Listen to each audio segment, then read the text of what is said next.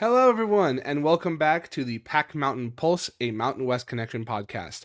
I'm your host, Derek Raridan, and today I am joined, well, by nobody.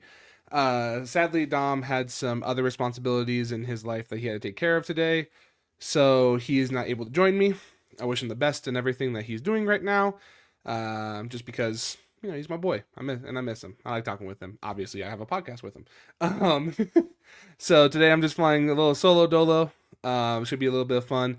Gonna test out some new stuff today for the podcast, mainly for the video listeners. So audio listeners, I'm gonna try to narrate as I'm going out with new stuff and everything. Because sadly, it's gonna be mainly for the video, but we are gonna go from there. So hope you're ready for me to yap for like 25, 30 minutes. We're gonna see how this goes. But so just to get back on the schedule, we have three big things we're talking about today. The first is we are talking about defense this week on the Mountain West Connection website, and we have some unofficial slash official independent defensive rankings I want to go over from this website that I enjoy using and I want to introduce y'all to. We're going to talk a little bit about Luke Weaver as he was recently announced as the starter for the San Jose State Spartans. So just kind of talk about his journey, feelings around it, hopefully some good stuff coming from him, what we expect and everything. And then last but not least, we're going to talk a little bit, it's a little bit of an older conversation, but it's going to be about logos on, and like sticks on the, that's not sticks, I don't know what I said that one, but logos on jerseys, patches. That's what I meant to say, not stickers. But patches on jerseys for college football, because Boise State just got their own partner that's going to be on the 50-yard line, or at least throughout the field. And we'll get into a little bit more about that in a moment. But without further ado, let's get things rolling. So first things first, we're going to talk about is the. Let me pull this up here. Where is it? Oh, wrong one. There we go. Cool. We have a screen now. So on our recording software, we're able to kind of share screens and everything. So that's what we're going to do today is have a little bit of a narration or with a little bit of picture at the same time. So for those listening on the audio version, obviously you cannot hear any or see any of this, but I pulled up on Twitter. It is the PEAR ratings or PEAR ratings on Twitter or X. They do a bunch of stuff when it comes to college baseball, college softball, and college football in terms of offense and defensive rankings and the whole 9 yards. I recently found these guys, and they do some pretty good work in my opinion. So go check them out on Twitter. Like I said, it's PEA ratings. It's a little bit of a pair on it right there. But they released some defensive ratings for us, which a lot of you on the video have been already seeing. But we're just going to kind of go over the Pac-12 and the Mountain West rankings on this one. As you can see, for those on the video, the highest rated college on this list from the Mountain West or the Pac-12 going into week one is, no doubt, San Diego State. They're ranked 42 with a 22.6 pair defensive rating. Then we have Fresno State, a little bit above Boise State, because Fresno State was one of the top, I think it was top 10 defenses in the nation last year, which is on our website. Go check those stories out. I believe it was Zach Ballard and Mike Whitman did the Pac-12 and Mountain West rankings on our website independently. Go check them out too. They did good work on that stuff. But Fresno State takes the second spot for Pac-12. Boise takes the third, just two spots later. Wazoo is right below Boise at 50. We're going to narrate the rest. Just need to find the rest of them. I should have probably wrote this down somewhere. The next school out of all the ones we keep an eye on is Wyoming from the Mountain West. They're going to be 74th overall. And a slew of lower tier Power 4 schools and the upper part of G6 defenses. Then it goes, where is it? Wyoming. Then it's New Mexico at 80. I'm kind of just going through this. UNLV at 88. We got Oregon State at 89. Hawaii at 91. Where are they? Nevada at 97, just 2 spots below Western Kentucky, which is their first or week one matchup. And then Utah State and Colorado State are 99 and 100. We have NDSU at 102, which Huh, fair. They're not giving them too much grace. Fair. I guess. I don't know. Air Force is going to be 105. And NIU is 106. Let me see. San Jose State is 113. Almost at 112. UTEP is right below them at 114. Texas State is 118. I think that's one of the lowest. I think that is the lowest. Yeah, it is the lowest. So Texas State's the lowest defense in the Mountain West slash Pac-12 sphere at 118, with the highest being also Pac-12. SDSU at 42. Um, so lots to kind of break down here. Realistically speaking, I think that this is a very, very good metric for going into this season based off of last season, not based off of anything, any news from spring or fall camp, not on summer workouts, not on transfers too much. I still do think that SDSU will be a premier defense within the Pac-12. However, I am really skeptical just because of transfers, because of graduations, new schemes, and everything that could possibly pop up as well. So I'm a little bit hesitant to say 42 for them. I think if we were realistically like keeping similar ranks and everything, I would switch SDSU and Fresno. Mike, or I think it was Zach who did the Pac-12 one, uh, talked about in the defensive rankings, the Pac-12 lead, like one of the top defenses heading into this season was Fresno State, or is Fresno State. They were top 10 last year. They had great performances all across. They held some of the better offenses in the Mountain West last year to lower scores in most situations that they could have scored more in. And it's just, I think that there's always a hesitancy because of how much they were on the field. I know the offense wasn't the greatest for Fresno State last year. Still a good like mid-tier Mountain West offense in my opinion. So it's not as if like I'm trying to throw shade or anything.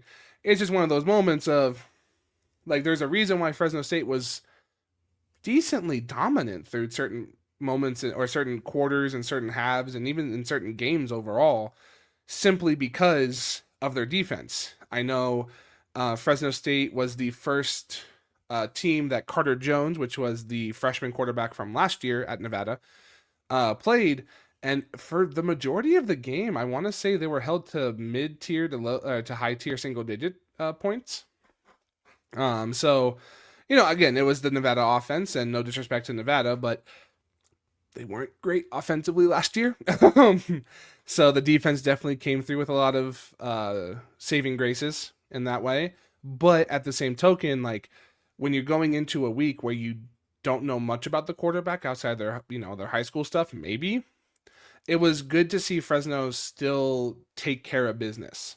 And that's just one example. I'm not even mentioning the higher tier games that they had against any of the other opponents they had last year. They definitely did take on a lot of good opponents. Let me pull up their schedule now just to see the results and everything. Manhandled SJSU 41-14. Held Wyoming to just 3 points towards the end of the season. Um, and that was just kind of it. They also held Miami, Ohio, which, I mean, it's not basketball, so it's not as if they were highly, highly toted, but they held Miami, Ohio to 3 points in the Arizona Bowl, too. He had Hawaii, which was still a really, really good contender for mid to high placements in the Mountain West last year, 21 points. Southern U, 7, while scoring 56, which is still insane. Current, Pac-12 member, Oregon State, 27 points. The only really like big mix-up they had was, heck, the only mix-up they had was against San Diego State to kind of finish that point off because they let them score 23 points while their offense had nothing. But again, SDSU was really great. And you even had Fresno State hold Boise to 7 points. That was right before the Wyoming game. So at the end of the day, it's not as if Fresno's something to like just bat an eye at. Yes, offensively they weren't great, but they can still do amazing things, and I think that's why I would put them at 42. Um, from that point forward, though, I mean it's kind of a big drop off between like the higher echelon group of six schools, the lower Power Four schools, and everything.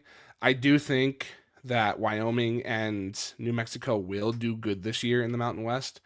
I just don't know how much they deserve that low. I think the New Mexico defense could easily be somewhere in the 70s, if not like higher 70s, like damn near on the 60s at that point.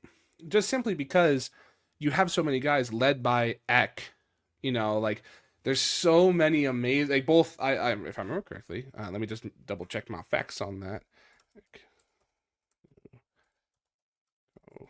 Just want to double check my facts before I do everything.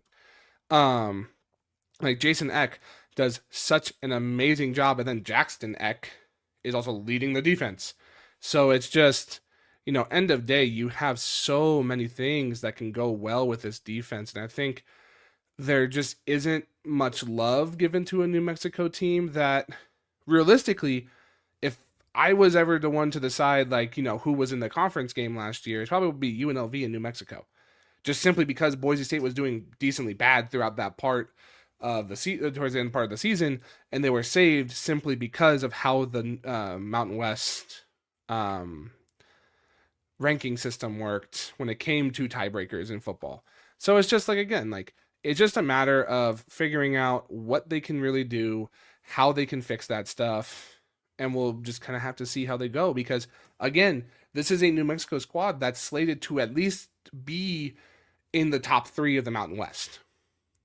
So it's just, this is a pivotal year to see if they can break that mold, and we'll just kind of have to see if they go from there. One more note about the defensive rankings. I would probably say, the NDSU thing. I've always been high on NDSU and just kind of seeing how it is when they transition over to the Mountain West. Obviously, you kind of have to take everything that they've done so well, not necessarily with a grain of salt, but with like a handful of salt, if you know what I'm saying, which is still a lot. But at the end of the day, you need to see them in the first 4 games. And I think that's what everybody's kind of waiting on right now, is if you can build that repertoire that you had in the FCS level with any sort of increase or just similarity to what you did, because the FBS is such a higher, well, I say higher level, but there's some FCS schools that could definitely take down some Mountain West, some Sun Belt, some maybe not American, but some like mid tier to low tier group of 6 schools, and if that can translate, I don't see a reason why we don't see NDSU as one of the at least top 5 defenses in the Mountain West. And again, it's just a matter, this is all speculation here. We have to kind of see the things go. That's why I'm putting so much emphasis on seeing where NDSU does in their first 4 non-conference games, just because, like, again, like there's too many question marks for them to not be in the lower like 25% of rankings right now. I'm looking forward to them proving us wrong, if that is the case. And if they, do stumble and everything, then we have to give them that grace and everything. But we also have to be, a little bit strict with it. They were the FCS champion of football 10 of the last 15 years. So we'll see. I'm looking forward to seeing if they can prove that wrong.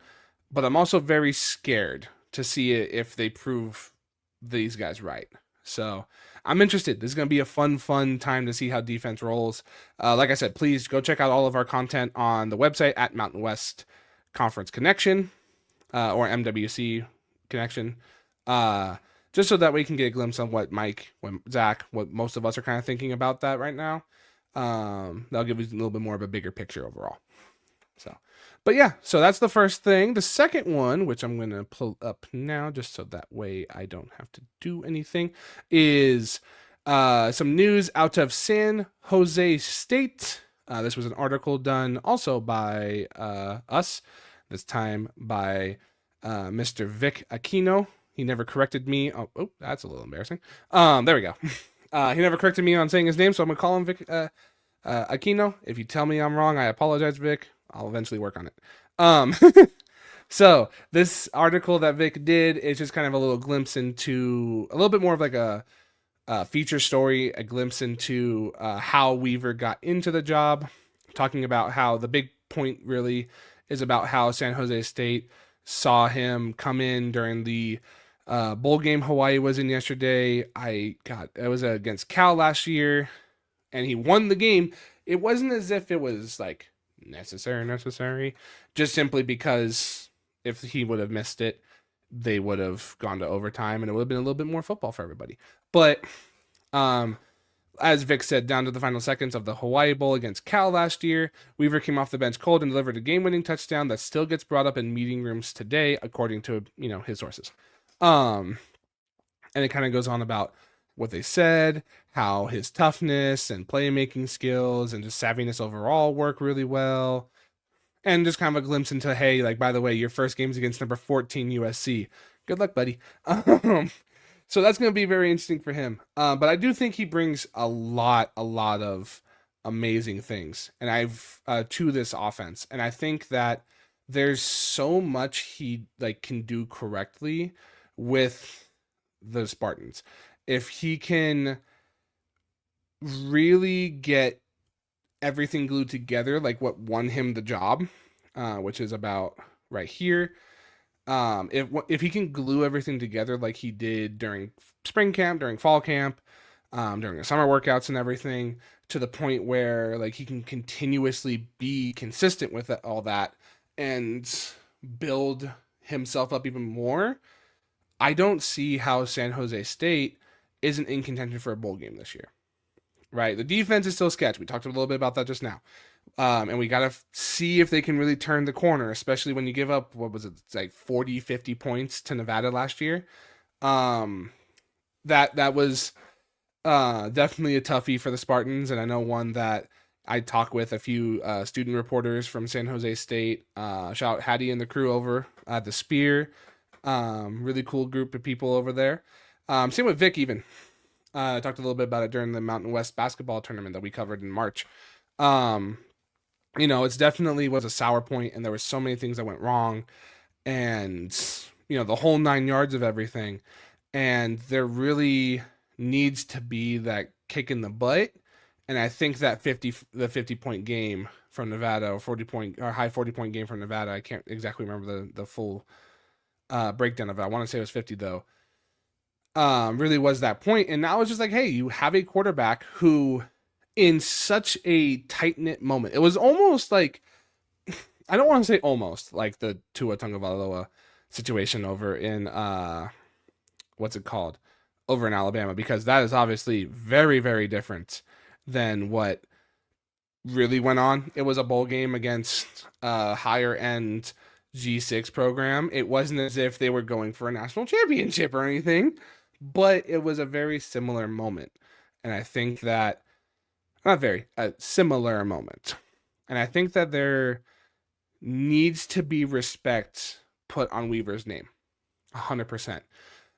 You still have players that are amazing that compliment him. Let me just double check the what's it called? The depth chart. Just because I don't want to misname anybody or any of that stuff. But let me just double check everything. Cool. So you still have Anthony Ivy. You still have Jordan Anderson. I really hope this is updated. Yeah, it's updated as of earlier this month. So we're good there. But you still have these returning or transfers or returning players that can be really, really good for you just in the wide receiver room, let alone Jabari Bates, who's going to be the running back right next to him all the time too. So this core group of guys can do really, really well. If with Weaver winning that starting quarterback spot in such a narrow margin. Vic made sure to point out that there was so many, it says in the article, razor thin situation there between him and his fellow quarterbacks, excuse me. And it's almost a heartwarming tale, and again, if this can be the pinnacle point of San Jose State figuring out their offense, getting everything taken care of. Hey, we got our guy before second scrimmage, or maybe right after second scrimmage. I'm not certain how different fall camp is to a lot of schools and everything, but it's a point where okay, you have your guy. Let's build with him. Let's build our guys up. Let's go from there. Let's continue this forward. And again, USC is going to be a how point test in my opinion. Like there's no other way to really say anything except for that, just because like that's as if you threw a transfer quarterback at Penn State. Like Nevada didn't have the transfer quarterback, but still, you know what I'm saying. When they played against Penn State, um, this is like a similar situation, not the same stakes, per se. I know Penn State was somewhere in the I want to say it was in the mid single digit ranks at that time when they played Nevada, if not the lower, versus USC is just a few spots behind. So it's not as if it's not a similar situation at all. It's very similar to that. Um, but at the end of the day, it's if Luke Weaver can really take that step up, really hit his marks, gel with the guys for the next couple weeks, and get that Hawaii Bowl game like mantra back in the system again. I don't again, San Jose State should be in contention for some sort of bowl game. If they can really turn that corner, beat the lower end schools on their schedule. When I say lower end, no disrespect to those schools, but the lower tiered ranked Mountain West schools, take out at least one or two of their non-conference opponents once they get back from the Coliseum, because again, ow. Then we'll see the Spartans represent the Mountain West proudly again, which they've done in the past. They could do that again. So, shout out to Luke Weaver. Congratulations on winning the starting role at San Jose State. We all look forward to keeping an eye on you, seeing how you do, and hopefully seeing you grow really well, my friend. So, I wish you the best and hope everything goes well. I know Vic will be keeping a close eye on you too. So, but yeah, go check out Vic's article as well. Really good work running through just everything that Luke had to go through. So, very good work. So that brings us to our last topic of today, which will be the partnerships with companies and patches on fields and on what's it called? Uniforms and everything in between. So here's that last little bit for y'all on the video. Got that for ya. Let me just make sure I'm on the right thing. And boom, there we go. Cool. All right. So the big stuff that got posted by Aiden Peterson. Again, go check out his work. Haven't worked with him too much, but Aiden's a really cool guy. I like him. I like talking with him sometimes in their work group chat. But the big thing that happened over the summer was the fact that the Big 12 had a league partnership with Monster Energy Drink, which, okay, I probably would have gone somewhere else, but hey, do as you may. Get that money. Basically just saying, hey, everybody's going to have a patch. And personally, I thought it was going to be a bit different than what was actually done, but they just have like, let me just make sure I'm on the right one, just so we can see it. Not trying to go on Twitter or anything, but you can kind of see the patches that they have on the corner for like Kansas right here, the Mountaineers. It is decently wrong in my opinion. I personally thought they were just going to slap the logo on it. I thought it was going to be like picture like the Nevada, like I have, for those again on the audio version of this, I have a Nevada Wolfpack shirt on right now, just not a jersey or anything, just a regular shirt. And so like imagine like right above like your chest plate, I truly thought that it was going to be the actual Monster logo, not just a little patch that has a really like small one and like Monster Energy next to it, which is what they chose to go with, which not my personal favorite thing in the world. Zach Cohen was the one who posted that tweet saying that it's the most disgusting thing he's ever seen. And then he quote tweeted himself with the Kansas and Mountaineers one when he did the Culver's Big Ten one with Wisconsin has that endorsement with it. Now, again, for the audio listeners, It is the blue and white Culver's logo on a red and white, or a white and red. Make sure that's important. On a white and red Wisconsin jersey. I will fully admit I do not like this. I wish that Culver's was open to changing that.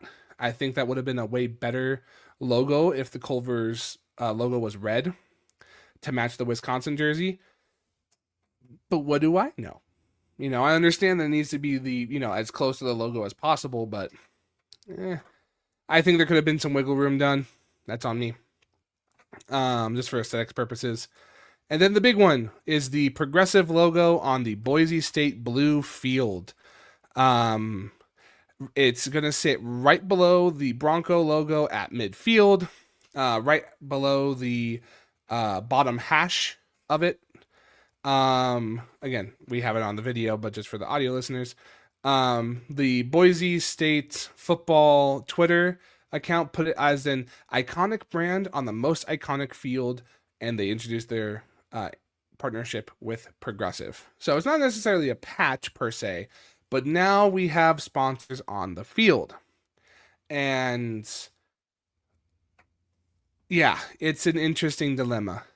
In my opinion, it's going to be kind of, we'll have to see from there. And then Sean Goodwin, who covers the Broncos, shout out Sean Goodwin, again, was also quoted in this article, just kind of showing a full view of the stadium. Now that there's the Progressive logo on the bottom, they still have like the Albertson Stadium and the Pac-12 logos. You have to have those, if I remember correctly, based on other stuff. But there's a little Progressive logo on the bottom of it now, so everybody's going to be insured apparently. No, that's a joke. Let it be. Aiden ended his article with just 2 words: money talks. And that is exactly how I feel about this. Personally, I scrolled a little too much. Oops. Personally, I don't see this as a great thing. I think that it is good in theory, right? Because you have the opportunity to make more money. You have the opportunity to give your players more money, to get, better facilities and all this sort of stuff and everything. Especially with established brands like Progressive, like Monster, like Culver's, especially if it's really, really big in your state. I'm thinking there's going to be at least 3 California schools that try to do something with In-N-Out now. You know what I'm saying? Like, excuse me. So at the end of the day, it's a matter of, hit the microphone. It's a matter of, okay, we see what you're doing. We understand. How can we go from there? Give me 1 second. I'm going to drink some water. Because at the end of the day, if this gets out of control, I'm scared that football fields, college football jerseys, and everything in between are going to start looking like Brock Lesnar's or any MMA fighters fight, like, sparring pants or whatever they're called, or sparring shorts, where it's just like 50 million ads all over the place trying to see where we can go. And it's like, again, I'm putting a little bit more of an extreme situation just for comedic, but also just kind of show like how extreme it could get, because that's not out of place. I wouldn't even be surprised if, say, Nevada got some company that's local up here. I think, Nevada Credit Union or Nevada State Bank or any of these guys, they have partnerships all throughout Lawler Event Center, through Mackey Stadium, and other places too. And so what if, lo and behold, Nevada State Bank hits up Nevada and it says, hey, I like the Nevada basketball team. I want more ads though. Can I get a little patch on your jersey? How much would they do it for? And again, it's for money purposes, which is understandable in the current realm of sports. Not every single school has a ridiculously popular or extensive library of alumni that could each donate $1 million and take care of the football team for the next 5 years. You know what I mean? Like, it's not Michigan where you have Tom Brady. You have, as like the focal point of all that, but so many other athletes that could do that too. I also think to like any like blue blood college in general. Think Notre Dame. Think Ohio State. Think Oregon nowadays now too. Not necessarily a blue blood, but you know what I'm saying. So if this is how group of six schools and the like lower conferences of the Power Four region of college football need to kind of operate in order to keep up with that stuff, cool. But there needs to be better situations put in place. We cannot like progressive. This one's decent. This one's okay. I'm okay with this one because at least it doesn't take away from the vibe of the team. If you look at like the Monster Energy patches or the Culver patches or any of that stuff over here, this patch right here is gonna be a problem for all this. For like, it's not necessarily a problem. It just doesn't look fully right. Now, at least with the what's it called with the monster patches, you can see that they change colors and everything. The Culver one is just straight blue on a white and red jersey. Well, blue with white lettering on a white and red jersey. You know, it's like again, it's supposed to stand out. It's supposed to be a sponsorship. You're supposed to look at it and go, "Oh, hey, there's like Wisconsin sponsored by Culver's. I'm gonna go get some ice cream now." You know, like I guarantee you, they're gonna have ads play at Wisconsin's home games. You know, like it's. I wouldn't be a bit surprised if that's also part of some of these deals too in the future. And so, again, in the current age of NIL, there's not much a lot of schools can do, especially the smaller ones that don't have a lot of money. But it needs to be done properly. As much as I wish the monster logo was just on the Kansas and the West Virginia jerseys instead of this like just blocky patch that's right here and everything, it's still better because it matches their jerseys. It works. They're still green and everything on it, but it's whatever because you still have the integration of the school's colors on that as well. So again, if it works, God bless. Just make sure it doesn't look like a UFC fighter's pants. Because if it does, and I start seeing like, like I said, like 50 million different ads all over the place and everything at like Mackey Stadium or something, it you might as well just make college football the amateur league to the NFL. Like it's not gonna be any of this like, maybe it's gonna be the UFL or the what's it called? The Arena Leagues or the CFL, the Canadian Football League, or any of that stuff. Just make it an amateur like league that schools get sponsored by, and have them be like whatever, like rearrange the conferences so that way it's almost like a feeder program for certain schools at that point. Like it's not like this is step one or this is step two of the whole situation. Step three, you're gonna have the mascots. You're gonna see for Nevada fans, Wolfie, fighting like the cow from Chick-fil-A. That'd be really bad actually because of the credibility or not the credibility, the reputation of Chick-fil-A. Still, um, you see my point. I'm beating. I don't mean to use this adage all the time, but this is one that pops up. I'm beating the dead horse. It. We all know this. So again, if it works, it works, and I'm looking forward to seeing what other deals other schools can really tap into for that. If it doesn't, cool. We learned our lesson, or hopefully the conferences learned their lesson, and they try to do these in a different way. So it's all speculation. I just know that I'm happy that Monster came to their senses and actually kept the coloring of the letters different, but still. So, alrighty. So I think that's about the big three today. I'm a yapper, so that kind of works out for me that I'm by myself today. So, but thank you all so very much for joining me. I hope you all enjoy this episode. Again, shout out to Mike, to Zach, to Vic, to Aiden for all those articles. Please go check out all their content out at Mountain West. Mountain West. Wow, Mountain West Conference Connection. I found out that the ticker is a little different now, depending on where it is in the podcast. So it's on the bottom ticker. Just kind of scroll through until you can find it. On Twitter and /X or the website mwcconnection.com. All of our content's on there.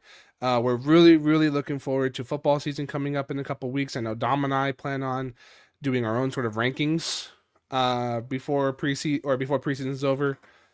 Just kind of get a glimpse into our stuff about that too. Should be a lot of fun content coming out in the next week, couple weeks, and then football season starts, which again, I'm a sports fan. It's gonna be fun for me. So, but again, thank you all so very much for watching / listening. I hope you all enjoyed. I hope you have a good night, a good day, a good week, good weekend, good month, whatever it is. And I know we're all looking forward to football. So I hope you all enjoy. Take care and have a good rest of your day.